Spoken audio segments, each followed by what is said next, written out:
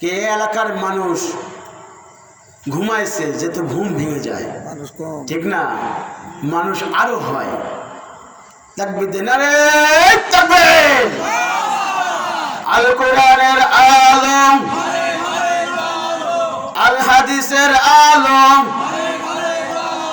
নারায়ণপুর তাহফিজুল কোরআন মাদ্রাসার মাহফিল সফল হোক। নারে তাকবীর!